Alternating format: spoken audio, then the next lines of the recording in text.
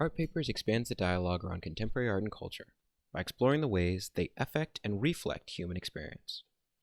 You can find a rich archive of interviews, reviews, feature essays, artist projects, and more on artpapers.org. Welcome to this month's episode of Echoes, a monthly series where we spotlight our community of contributors, the writers and artists who've been central to Art Papers' creative and rigorous coverage over the years. This month, we have a conversation between Cristopher Robert Jones and Logan Lockner. They discuss the film Blue by Derek Jarman, the focus of Cristopher's contribution to the summer 2021 issue, Speculative Masculinities. Cristopher's piece was titled Blue Cripistemologies in and around Derek Jarman. Cristopher and Logan also discuss the films of Marlon Riggs, specifically Tongues Untied and Black Is, Black Ain't. They consider how all these films, along with other works, are being historicized, how this process is happening with the works themselves, but also with the cultural phenomena they are responding to. The texts they're discussing are linked in the description, and there's also a link if you'd like to support the work of Art Papers by making a donation or purchasing from our shop. Hey, Hey, welcome. This is a contributor conversation for Art Papers. My name is Logan Lockner, and my interlocutor today, Cristopher Robert Jones. Welcome. How are you doing? pretty good. How about you? Great. Am I too zoomed in? Should I back a little?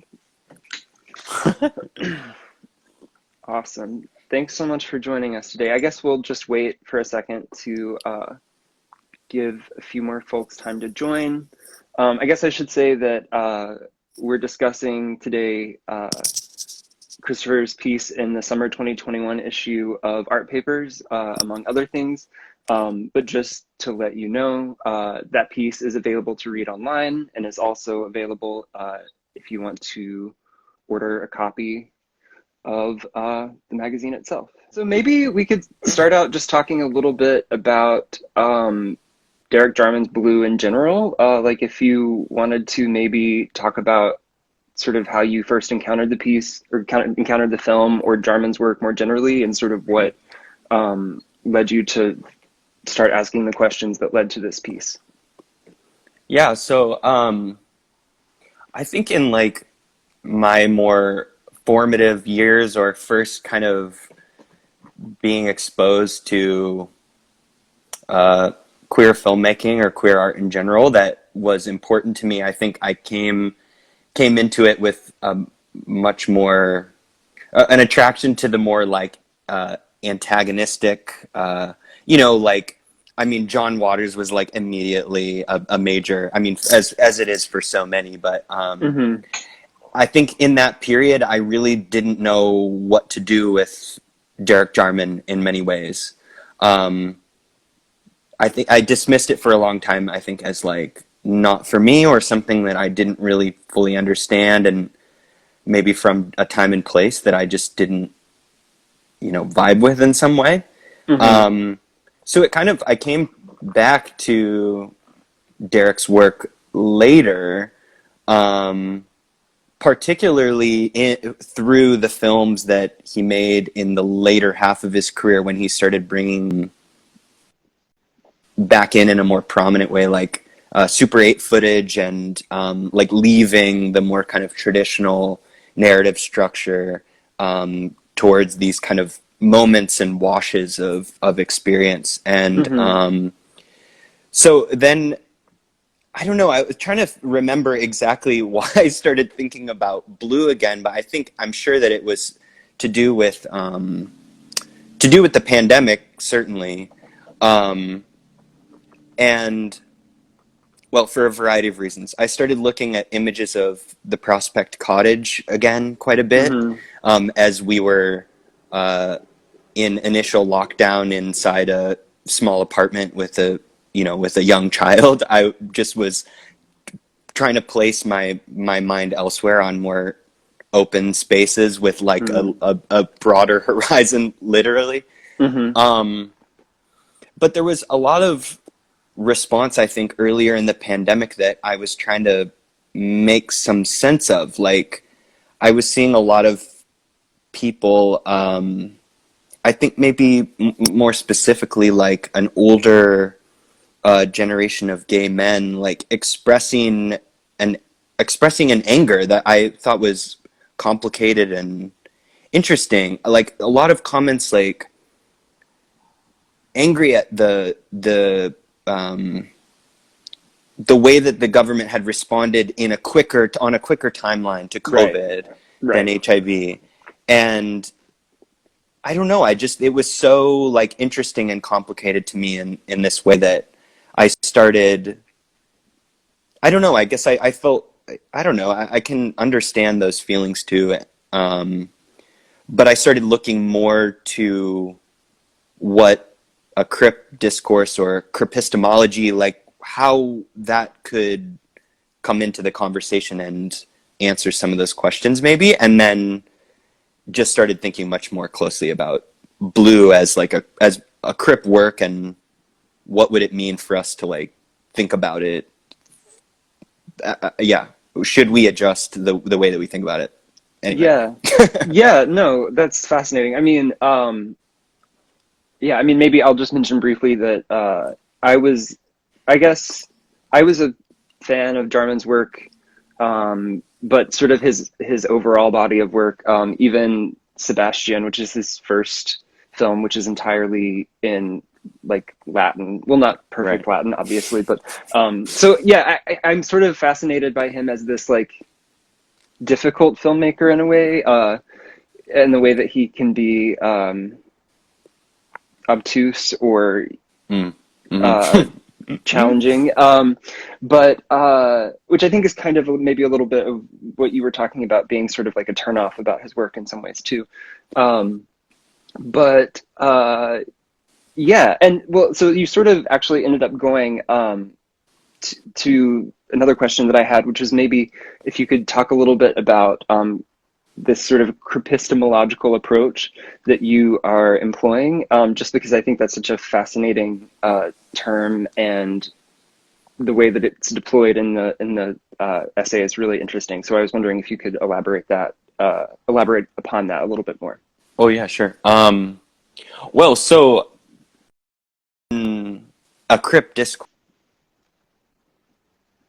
or like in a conversation about like what Crip means,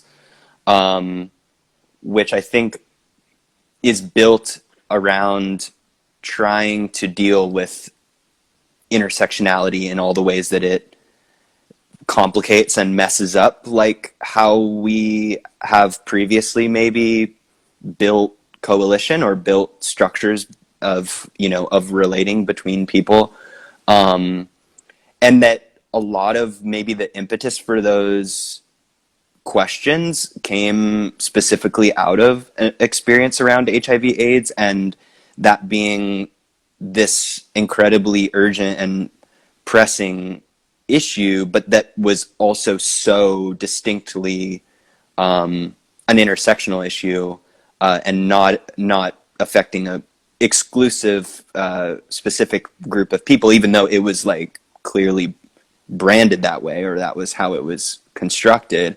And that like a cripistemology in that way responds to,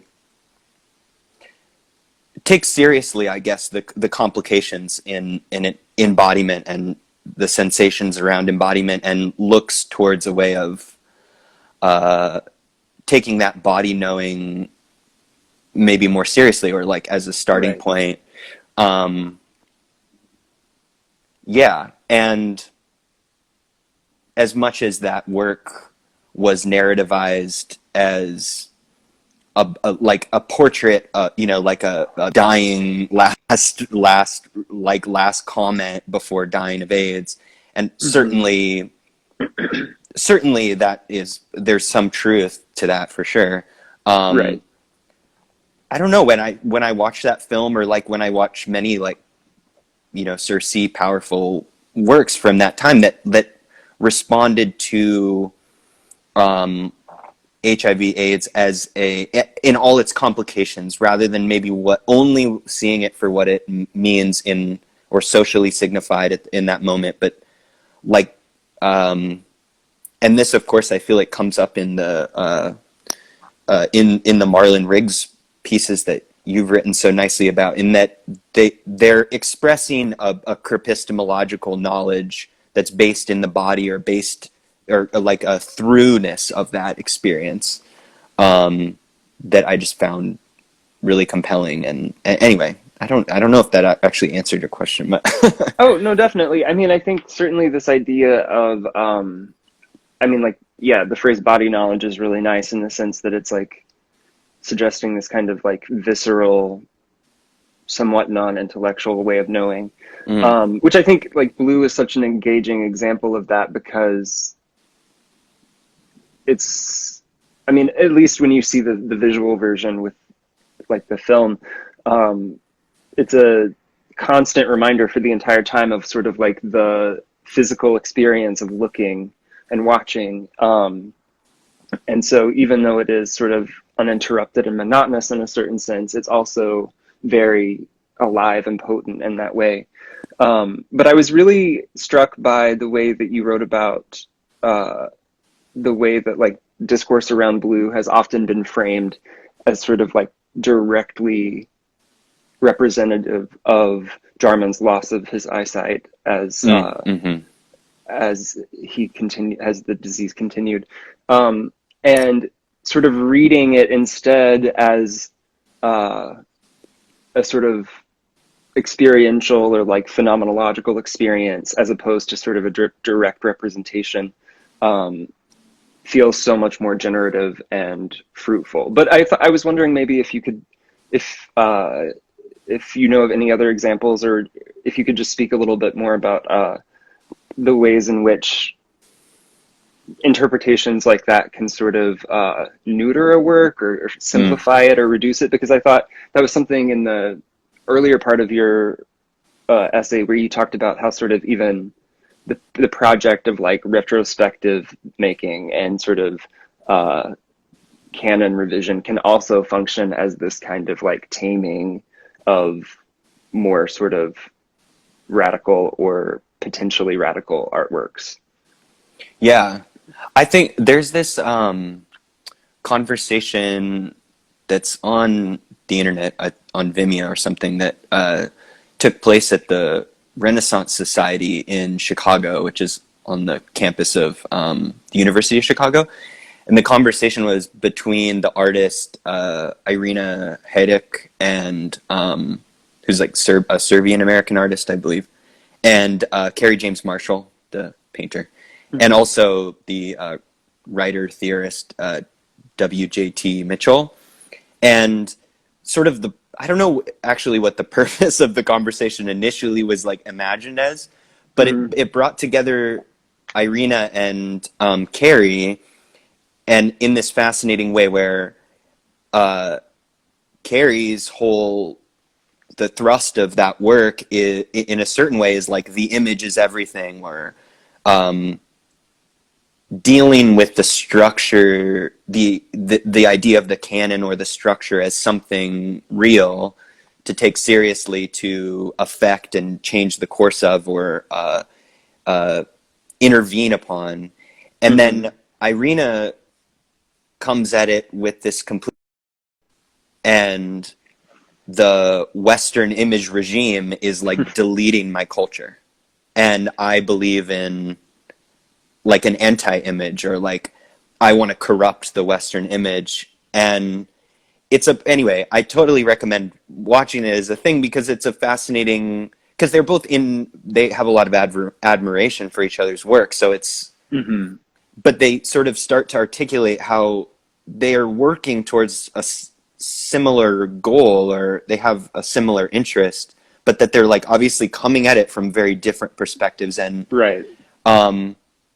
that conversation specifically kind of continues to strike me in the way that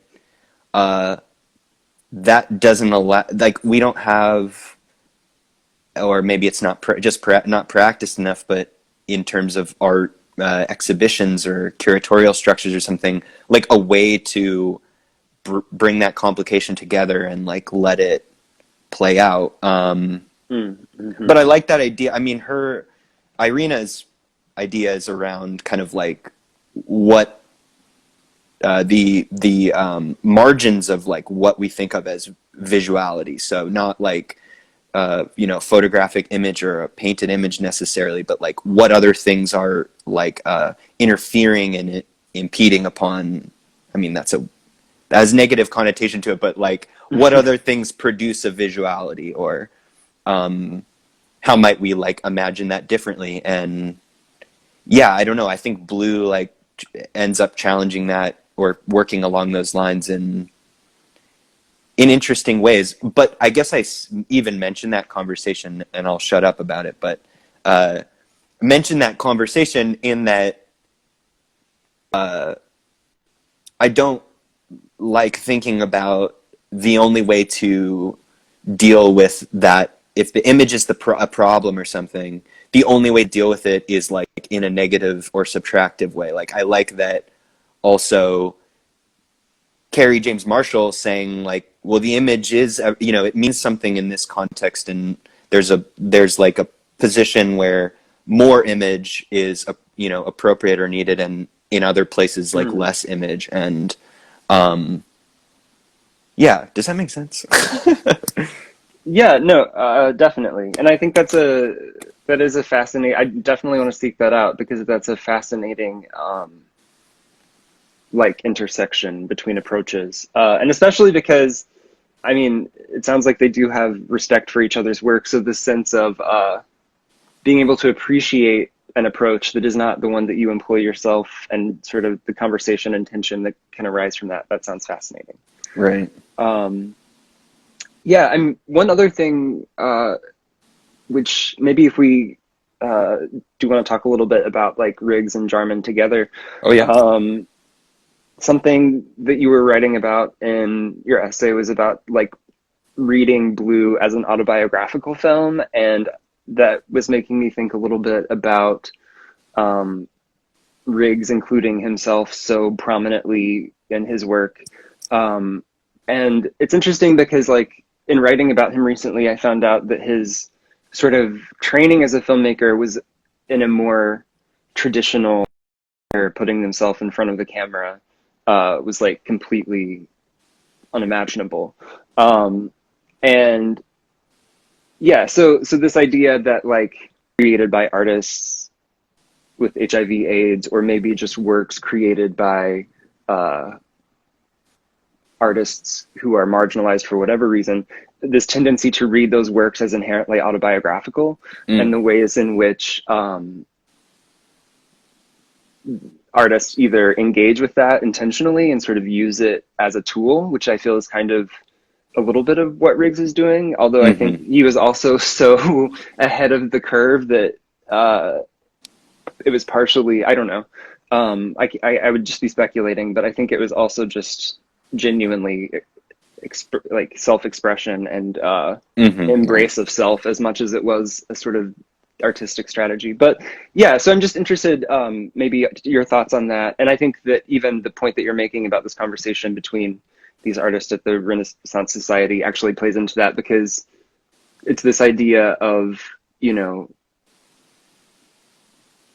the having a sort of figure, whether it's a figure in the case of like Carrie James Marshall, or just thinking about the ways in which visuality and representation can either be liberating or a trap, Right. Yeah.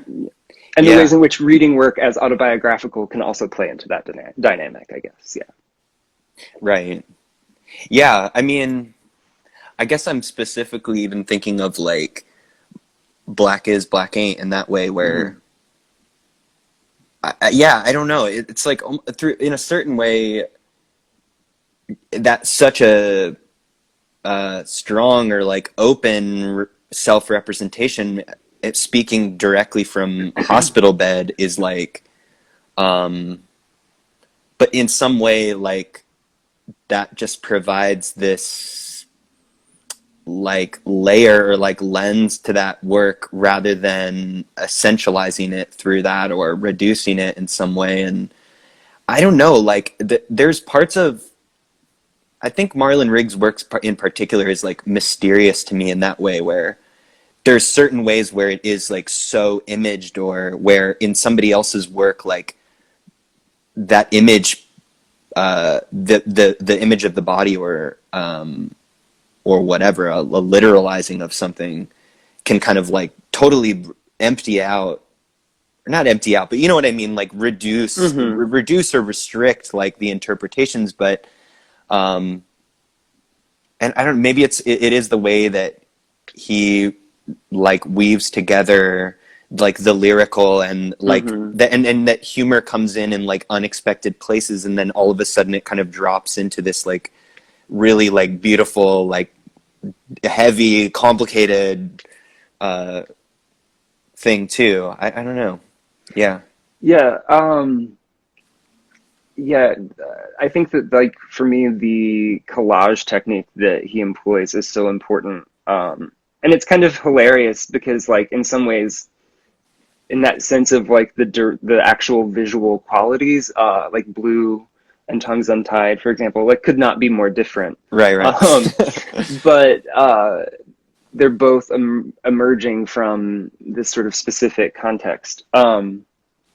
But yeah, something else, as we were talking, that I just sort of realized, both filmmakers made works that were either for public television or at least shown on public television, which is a kind of fascinating thing too. I am kind of recreationally fascinated with sort of some of the filmmakers and films that were like coming out of Channel 4 in Britain in the 80s in particular, because it just feels, I think, for me as someone who grew up like in the late 90s, early 2000s in America, like the idea of some of those things being made for public TV is like mind-blowing. Yeah. But one thing that I was fascinated to learn, actually, sort of in a similar vein in your piece, was that Blue was originally released in multiple formats, which I didn't know that before, but it actually makes so much sense. And I love the idea of it being like a radio program, as well as being a film that you can go see or see on Channel 4 or whatever. Yeah. And I mean, it's also like that part became important to me, and also confusing in the way that whenever I would see images of Blue like reproduced in like a magazine or book or something, it would either be just the solid blue screen, but most often it would be stills from it's like the last test of the soundtrack that they were doing, where there's a figure standing in front of the blue screen. Like, oh wow! So because before I'd seen those images, and I was like, oh, so maybe it's not entirely blue. Maybe like this figure like moves in front of the blue screen at some point. And then to find that didn't happen, I was just so curious by the like, what's the anxiety around like allowing it to live in that multiplicity, or the anxiety around like the blue image being like boring or whatever. And also in that way, like most of the times that I've seen it, I've watched it with the captions on, which also changes it in some way. But yeah, I don't know, that the mysterious communication though between, I don't know if it's communication, I guess, but the similarities between the Marlon Riggs and the Derek Jarman are really fascinating. I actually let me see if I can find it, but the other day I wrote down, there's a, in Tongues Untied, he says something like right near the end that I found to be like, there's a very similar version of that in Blue. And he says, I listen for my own quiet implosion, but while I wait, older, stronger rhythms resonate within me, sustain my spirit, and silence the clock. And then there's a part in Blue near the beginning where he's talking about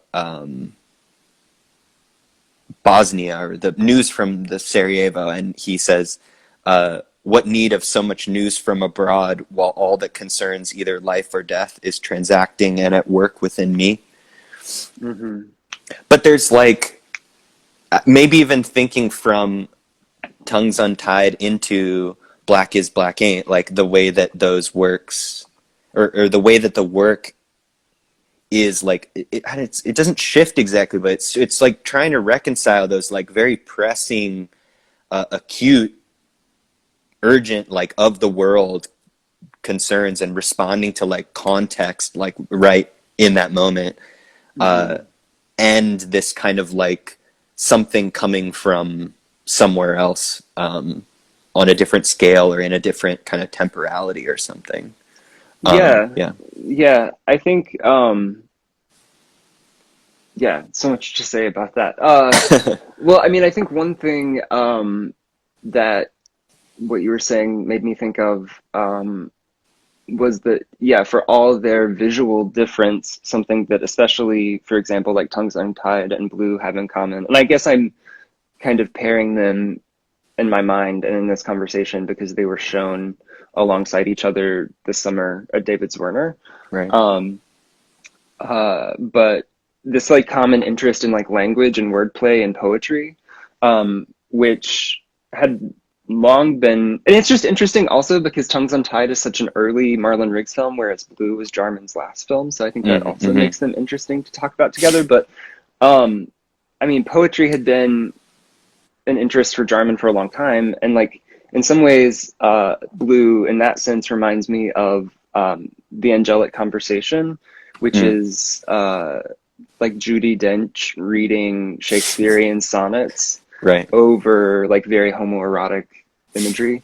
And it's also just interesting because apparently what I learned when I interviewed Vivian Kleiman, who was a collaborator of Riggs's and co-founded Signifying Works with him, which was his production company, is that originally Tongues Untied was supposed to be just like a short sort of exercise where he was just going to be making these videos of friends of his who were poets reading poems that they had written. So like Essex and Pill, people like this.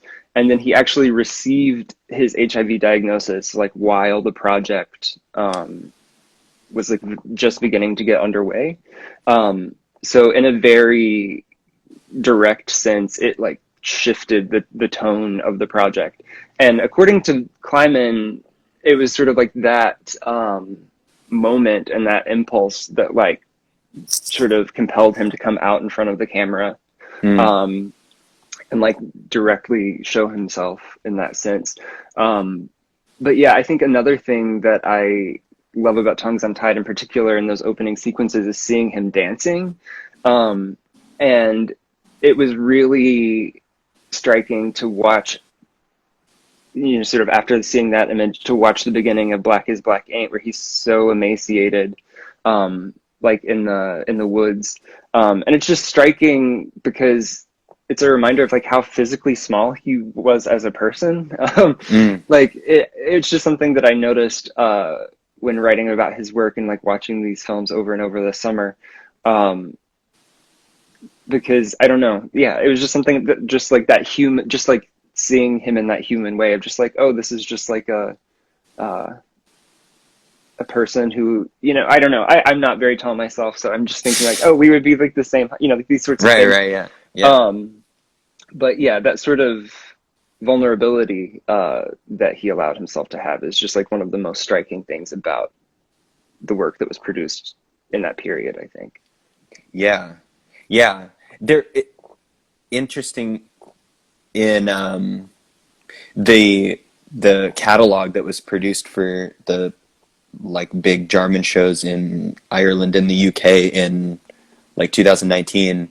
There is an interview with Isaac Julian because they knew each other, and obviously Isaac Julian is like a very known quantity and important. And it's like a funny interview, and I'm like worried that I'm like about to totally betray the actual content of the interview, but they keep asking these questions that are kind of like, so like Derek Jarman was like revolutionary, right?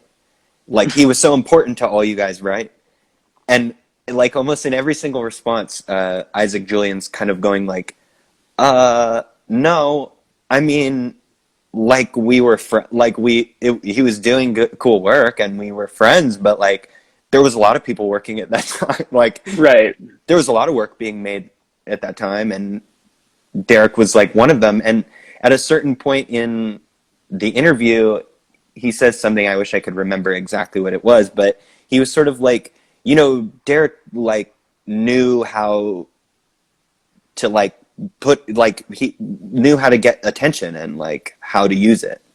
And I don't know, that interesting in that, like almost like reversed in a certain way of the Marlon Riggs approach, where like he's not like focusing on himself in these other pieces, and is this, you know, from this journalistic documentarian kind of point of view, that then feels the urgency and then like puts himself in front of the camera in that way that is important. And I mean, Derek, I guess, continued to put himself in front of the camera, but that interestingly, the way that I guess Blue doesn't do that. Right.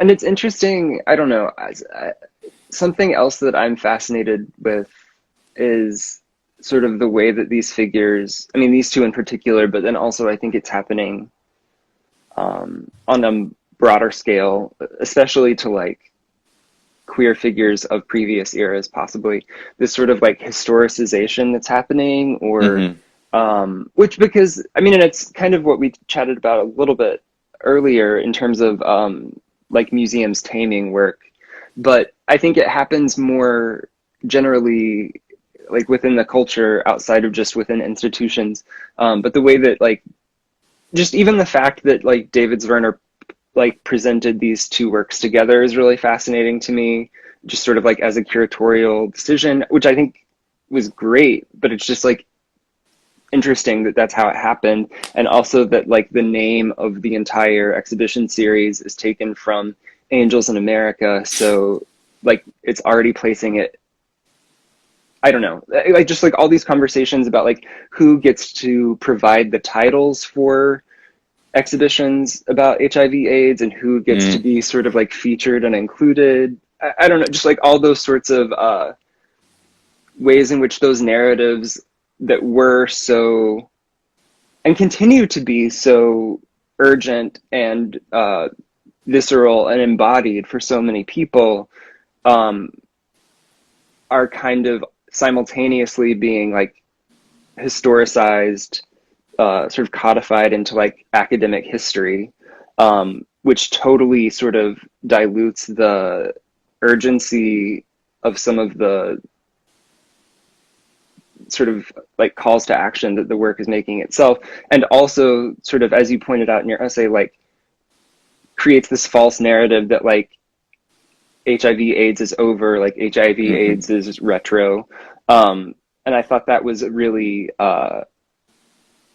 really interesting to think through in terms of it's important that we show this work and talk about like these figures and their history and their legacy, but we also don't want to historicize what is actually an ongoing situation, you know? Yeah. And I mean, I think that's still kind of perplexing to me, and in the way that they seem, obviously, like HIV/AIDS as an issue and COVID-19 are very different, but that the structures and inequity that they, you know, underline in a major way have relationship to each other, and that those, it's strange to me how they're like, in many ways, can be sealed off from each other. They, like, we aren't able to re-examine or rediscuss a lot of aspects of those works that still, like, they asked questions that we have not adequately responded to, you know, many years on. And yeah, I don't know. Like, yeah. I mean, even formally, that's something that's really interesting to me about like Tongues Untied is that, you know, it's like a Black gay filmmaker. It's like an experimental documentary that is like visually collage. Like, and I'm just like, are you describing a work that's like made last week or, you know, like 30 years ago? So formally and sort of in terms of the sort of narrative or content of the work, it feels so ahead of its and that's just, yeah, like that's just interesting to think about for me, like in terms of it's being historicized while also being like groundbreaking and still relevant. And like you said, I guess that's what reminded, like you said, those issues and questions that it's asking are not resolved, and the structural inequities, those questions are still ongoing and those struggles are still ongoing like they were when he made this film. So yeah. So there's the Greg Bordowitz show, I Want to Be Well. I think it up at PS1 now. Yeah. And was at in Chicago at the Art Institute before that, and I think it came from Reed College or something. I forget exactly where it came from, but that one was interesting too in the way that I don't know. I'm still kind of like I'm still questioning like how that the relationship to that historicization works in that way, because it is like the part of it is the banners that say the AIDS crisis is still beginning, and that there's parts of that show like part of it is these big bookshelves with his like his books, and there was really, and I don't know if they've reconfigured it in New York, but in Chicago there was like a recent art catalogs that were still in the saran wrap, like unopened catalogs, like, or they're near the top of the shelf. There's like space, like big gaps in like for more space for more books, and but at the same time is displaying kind of artifacts from, you know, ACT UP and, you know, like all this in a historical, you know, in a vitrine way, like threading a narrative. And obviously that's, you know, responding to his body of work and like what he does. But it was interesting because I would hear when I visited anyway, you'd overhear people referring to him like he had died. Like the assumption was that he was dead. Right. Like, this is about AIDS. Of course he's dead. Right. That's how it goes. But then these weird sort of subtle parts that pushed against that, like, I don't know. Yeah, that's really interesting. But yeah, wondering how these subjects are, like, even in the David Zwirner show, like, yeah, how are these subjects allowed to exist within an exhibition? And like, are these people or works like allowed to be alive in the way that, you know, not just like literally or allowed to exist, but like, are they allowed to continually complicate or like, yeah, when does that bracket become like profoundly frustrating to deal with? I don't know. Yeah, I don't know if I'm surprised that we have arrived at this place or if I'm like, oh, this was destiny. But I think we have to talk about the David Wojnarowicz outfit because I'm like, wow, it's actually at the Met Gala. Do you know? Did you see the picture of Dan? I guess it was Dan Levy's outfit. Oh yeah. Yeah, Yes. because like that feels like, wow, this is like the perfect example of an artist with HIV/AIDS who made work about that, like being sort of commodified in the worst way, just in the sense that it was a bad outfit more than anything. Like, I don't know, but yeah, I don't. Yeah. Maybe just to like, if anyone doesn't know, the Met Gala was earlier. Was that just earlier this week or last week? But Jonathan Anderson designed an outfit incorporating two works by David Wojnarowicz, yeah, and it was just kind of, I heard multiple sort of takes on it. Obviously, there was just like the cringe factor of the outfit itself, and then like the sort of this gross, like this artist who sort of was on the margins of society and the art establishment for most of his life and career, like turning that into a luxury outfit to be worn into the like Sackler wing of the Met. Right. But then when I was like kind of shit posting about that in my Insta story, someone replied and was like, well, at least like people are Googling him and seeing his work who may have never learned about it before. And I'm like, okay, I mean, that seems like a sort of really generous response, but I can see some credit to that. But yeah, I don't know if you, maybe this is just like a tangent that I thought was amusing, but it just seemed like such a timely example of, well, yeah, I read a really nice, I guess, blog post about this by a writer named Emily Colucci, who talked about how both sort of the Wojnarowicz look and the AOC tax the rich look became this sort of form of progressive camp, in the sense that like it's camp that is like performing these kind of progressive positions or values, but in this extremely anachronistic context, we might say. Yeah. And I thought that was like a fascinating, it was more than just like singling out the look, it was more like drawing a larger argument, and I thought that was really fascinating. I think Emily Colucci is her name, I'm pretty sure. So yeah, maybe check that out if you're interested. Yeah, that outfit is so funny, and I was really enjoying the comments of like, love the art but hate the outfit. Just can't take it. I mean, yeah. The same house did Wojnarowicz t-shirts a few years ago, and I don't understand why you wouldn't just wear the t-shirt with like fancy Levi's if the theme is America or whatever, but right. No one asked me. I didn't get invited. Yeah, I guess we should also say that if anyone has any comments or questions, you can put those in the comments on the Instagram Live and we can answer or engage those. But yeah, so we were talking about the historicization and neutering of these works. I don't know if there was anything else you wanted to say there. Oh, yeah. I don't know why it makes me think about it, but it's making me think about that the interview conversation that you had with Jared Buckheister, the Nailed Trouble, and sort of specifically that idea of, I don't know, I'm sort of blanking on the term, but the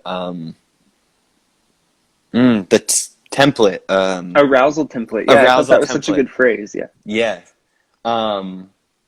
And like that aim to kind of deal with the complexity and like raw experiential body data before it like becomes interpolated by your like goes through the structuring process, and that's like a really interesting place to deal with it. And I guess maybe I'm even thinking about it related to like on that, maybe that's like where some of those things are originating, and then like the far end of the arc is where it becomes the Met Gala outfit, like on the way other side.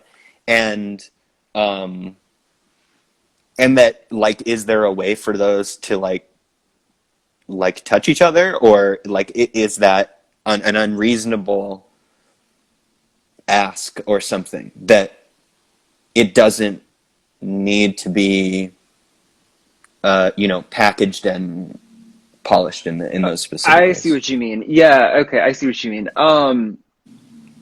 Yeah, I don't know. I mean, I think for the context of the Met Gala specifically, I'm skeptical, because it seems like even if something is a really artful and sophisticated and interesting package, it's still going to be packaged in that context. So I don't think it's ever going to have the kind of like inchoate formlessness that I think Jared is kind of trying to capture. But I do think the idea of trying to find some sort of middle ground there is really interesting. And I guess, like, if we think about Blue again, I guess, and like how that can be like an experience of a kind of like queer interiority, that feels to me a little more related to that kind of like arousal template experience of it being sort of interior and automatic and allowing for contradiction and multiplicity in this really like generative way. Whereas on the other end of the spectrum, something like, I don't know, like the Met Gala outfit, that just feels so contrived and constructed, even if it is allegedly coming from this space of like art and, you know, queer expression or whatever. Right. Yeah, I mean, I get the point of view that's like about, well, it's consciousness raising, or it like points people towards that artist and they should go check it out. And of course that, you know, representation does that, or functions that way.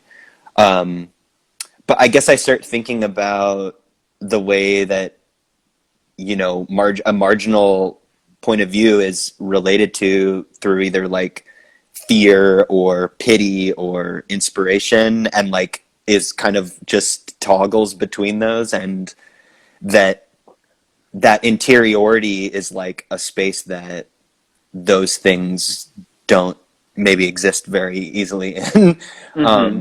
And that like it's, you know, it's great. I mean, however, I don't know, at the same time, which I think actually that's like a thing that Essex Hemphilt says in Black is Black Ain't, where he's like, well, whatever makes your spirit rise, like whatever gets a person thinking about it, I guess is fine, but, or, you know, dealing with it is good. But yeah, I don't know. I wish that there was more ways for it to like splinter off and fracture in like more interesting ways, I guess. I don't know. Yeah, I mean, maybe to that end, I'm not trying to be cheesy, but to that end, if anyone watching has not seen the works of Marlon Riggs or Derek Jarman, please go check them out. I hope this serves as a impetus in that very generous sense. But I was just going to say, like, explicitly that Criterion released a big box set of Marlon Riggs earlier this summer, and I think those films are still on the Criterion channel if people have those logins. And then I was just going to say for everyone that Blue is currently on YouTube, and it might be removed at some point, but if you would like to watch it, it's on YouTube. Yeah. So. Yeah. And you can also, it exists in text and audio too, like across the internet in various ways. So. Yeah, I want to try listening to just the audio versions soon. I started like over the summer, when I would be taking walks and it would be like really, really hot out, and I would start feeling like overwhelmed by the heat. I started switching, listen to like the first 20 minutes of it as just audio. In that way that it's just sort of present and like speaking so directly. But yeah. Nice. So we're nearing the end of the hour. I don't know if anyone has any questions or comments, or if you had any like last points or things you wanted to say. Yeah. Yeah, well, it may be just a complete like diversion, but another thing that came up in your conversation, the male trouble conversation, that I was just curious about, was you were talking about the Christopher Isherwood Berlin stories, and the which I have not read and need to, but Cabaret as a film was something that, like, as a very young person, I like came across on television, like in the middle of a day. Magical. And was like completely mesmerized by, and also like it was that strangeness, but also like an intimacy that was like very, I don't know, interesting and powerful and kind of mysterious. So I was just curious if there. I need to read that book. But. Yeah, yeah. Well, I guess yeah. So, the Berlin Stories. It's technically like 2 novellas. Yeah, I felt like I maybe should have given more specificity in describing it in the interview, but like it's technically 2 novellas. So the paragraph that I'm talking about is the beginning of the second novella, so it's not actually the beginning of the book. Anyways, but yeah, the protagonist talks about like I am a camera is one of the lines. So it's like this idea of like collapsing queer consciousness into this sort of like photographic visual logic. And I thought that was something that Jared's photographs just like really, really captured in a very like distinct and visceral way, I think, for me as a viewer, and also I think for him as an artist, it sounds like. But yeah, I love those stories. Cristopher is a great writer, like really, really, really excellent prose stylist. And it's just fascinating to me that that work has sort of lived on in these multiple iterations as a play, as a musical, and then as the movie musical, which I think is probably, I mean, obviously how you encountered it and how most people have. And I just love, again, it's like that idea of like queer history or like queer lineages, and how they take these sort of like detours or unexpected twists and turns. And that's fascinating to me.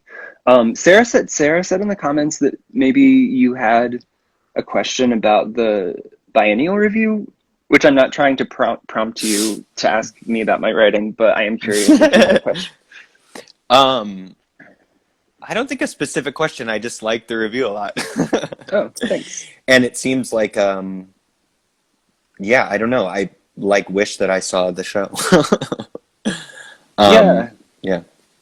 I believe that new exhibitions opened at the Contemporary this past weekend, which I have not seen yet, but it was great. And it was just like great to be back in a space that I had spent so much time in and had been so important to me. And like after not being in public for, a year, it was just nice to be back. But yeah, it was a great show. And it's just wild to me that there have been 3 iterations of it since the biennial came back in 2016, because that was like when I was just starting as an art writer. So that still feels like such a big event in my mind, but yeah. It seems like a valuable biennial to have in, I don't know, lately it's just been on my mind, especially maybe even like around some of the things we've talked about today, like the New York of it all and the function of, like especially with the kind of decentering power of like the pandemic area, the pandemic time. Yeah, we all know how to be remote now. Right. And that I was sort of not excited by, but liked the idea that focus could shift towards other places, saying other important things. Yeah. So yeah, I was just happy about it in that way. Yeah, it's interesting because like it's a biennial in name, but almost like that's sort of like the only consistent biennial quality it has. It's not necessarily every 2 years. There were like massive, like decade-long gaps. And even though it's called the Atlanta Biennial, many of its iterations have included artists from all around the South. So I do love the way that it like takes on this sort of institutional form, but then also like doesn't at the same time always. So yeah, it's fun because of that. But I guess we should maybe say our parting comments, but it has been so wonderful chatting with you. And I hope we get to talk again soon. Yeah, same. Thanks for talking. Oh, Yeah. Thanks so much. Bye, y'all.